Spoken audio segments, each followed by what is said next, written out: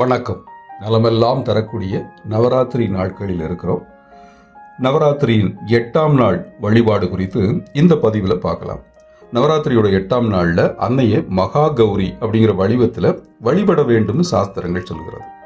மகா கௌரி முத்து போல பிரகாசம் நிரம்பிய வடிவுடன் காணப்படுவார் அப்படின்னும் அந்த சாஸ்திரங்களில் கூறப்பட்டிருக்கிறது. இது என்ன காரணம் அப்படின்னா, 16 வயதே ஆன சைலபுத்திரி சிவபெருமானை கணவராக அடைய விரும்பி தவம் இருந்தாங்க. 1000 ஆண்டுகள் தவம் இருந்தாங்க. சிவபெருமான் பல விதங்கள்ல அவங்கள சோதிச்சார். அவங்களுடைய நம்பிக்கையை, அவங்க சிவன் மேல வச்சிருக்கிற அன்பை பரிசோதித்தார். ஆனாலும் அதையெல்லாம் தாங்கி கொண்டு மிக கடுமையான தவத்தில் ஈடுபட்டாங்க. இந்த தவத்தை கண்டு மனம் இறங்கிய மகாதேவன் தேவியோட முன்ன தோன்றி என்ன வரம் வேணும் அப்படின்னு கேட்டார். நான் உங்களை தான் கல்யாணம் பண்ணிக்கணும் அப்படின்னு சைலபுத்திரி சொன்னாங்க. சொன்ன உடனே அதுக்கு ஒப்புதல் கொடுத்தாரு மகாதேவன். 1000 வருஷம் கடும் தவம் செய்தனால உடல் மெலிந்து உடம்பெங்கும் புழுதி படிந்து காணப்பட்டாங்க சைலபுத்திரி. உடனே அவங்க மேல தன் கமண்டலத்தில் இருக்க நீரை எடுத்து சிவன் தெளித்தார். அந்த புனித நீர் பட்டவுடன் அன்னை புதிய வடிவம் எடுத்தார். அப்படி அன்னை பெற்ற புதிய வடிவம் தான் மகா கௌரி அப்படின்னு அழைக்கப்படுகிறது.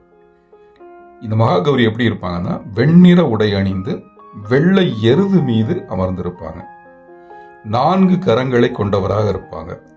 அதுல ஒரு கரத்துல தாமரை மலர் இருக்கும், ஒரு கரத்துல திரிசூலம் இருக்கும், இன்னொரு கரத்துல உடுக்கை இருக்கும், வலது முன்கை அருள் புரிகின்ற பாவனையில் இருக்கும். இதுதான் அன்னையோட தோற்றம். இந்த 8வது நாள்ல வழிபடக்கூடிய நிறம் அதுக்கான பயன்படுத்தக்கூடிய நிறம் பிங்க். இந்த நிறத்துல வடிவங்களை செய்யலாம். அன்னைக்கு என்னென்ன படைக்கலாம் அப்படின்னா, அரிசி பாயாசம் வைக்கலாம், கடலைப்பருப்பு சுண்டல், மொச்சைப்பயிறு சுண்டல், இதெல்லாம் அன்னைக்கு படைத்து வழிபடலாம். வேற நைவேத்தியம் என்ன வைக்கலாம்? தேங்காய் சாதம், புளியோதரையை நைவேத்தியமாக படைக்கலாம். என்ன அலங்காரம்? அன்னைக்கு ரோஜாப்பூ, மகிழம்பூ, சம்பங்கி, அந்த பூக்களால் அன்னையை அலங்கரிக்க வேண்டும். அன்னையை வரவேற்கிறது எப்படி?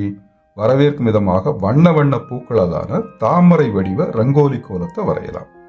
இப்ப அன்னையிடம் அருள் கேட்கிறதுக்கு புன்னாகவராளி ராகத்துல பாடல்களை இசைத்து அன்னையை வழிபட வேண்டும்.